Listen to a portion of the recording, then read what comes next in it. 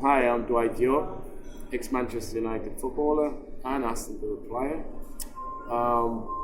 The treble winning year, it was something outstanding, a historical moment in the history of Manchester United Football Club.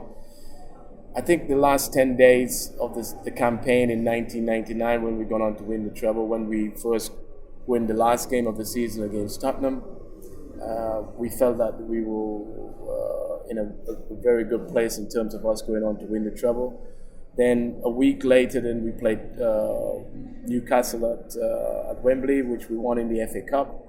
And then 4 days later, we have to face the mighty Bayern Munich. And I feel at that particular time, the confidence was extremely high. And although it's been our worst game out of the three last games, there was a certain belief within that group of players that we were going to win that game, and we did. It was challenging because I wasn't 18, I was turning 17.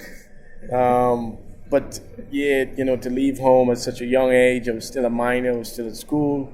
But I knew that this was a once in a lifetime opportunity for me, and I wanted to be different. I wanted to be somebody different. I wanted to make a statement back to the people of Trinidad and Tobago.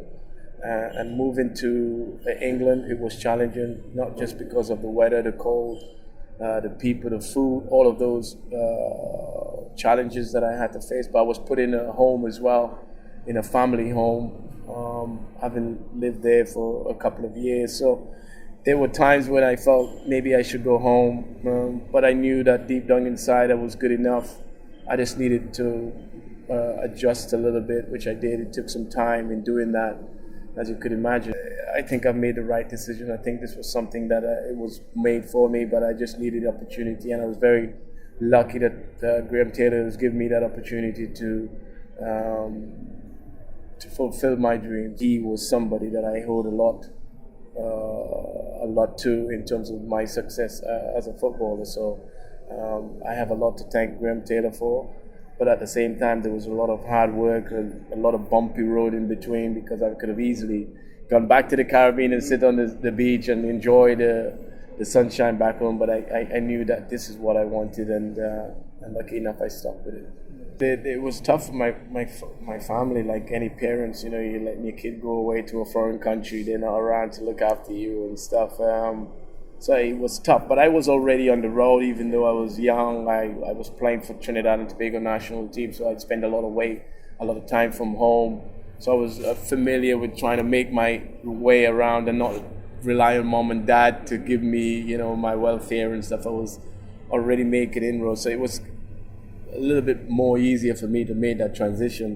What I brought from the Caribbean into to England, being relaxed, being able to take on challenge and to work hard. I knew that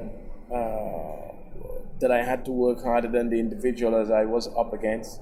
I couldn't be on par with these guys. I had to be better than those guys.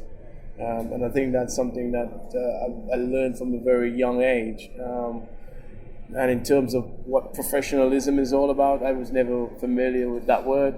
I would just play football for the sake of it, turned up and just kick a ball around. But where I went to England, you were scheduled, you got to be in at this time, you got training this afternoon, you got to do weights training, you got to be here, so those timekeeping and stuff is something that I was never very familiar with when I get to, and it's a good thing I had a very laid-back attitude that helps me to get along and adapt to the way of England. So Teddy Sheringham was an avid golfer, and every time he says, "Come on, let's go play golf." So he's the first person made me got fined from Sir Alex Ferguson for going and playing golf on a Thursday when we wasn't supposed to. So I've learned the hard way, but I do love the game of golf now, especially now with retirement and out of football. It's something that I'm very passionate about and want to get better every time and continue to work until I got there. I'm not going to stop, but I'm really determined. I really do love the sport, I have to say.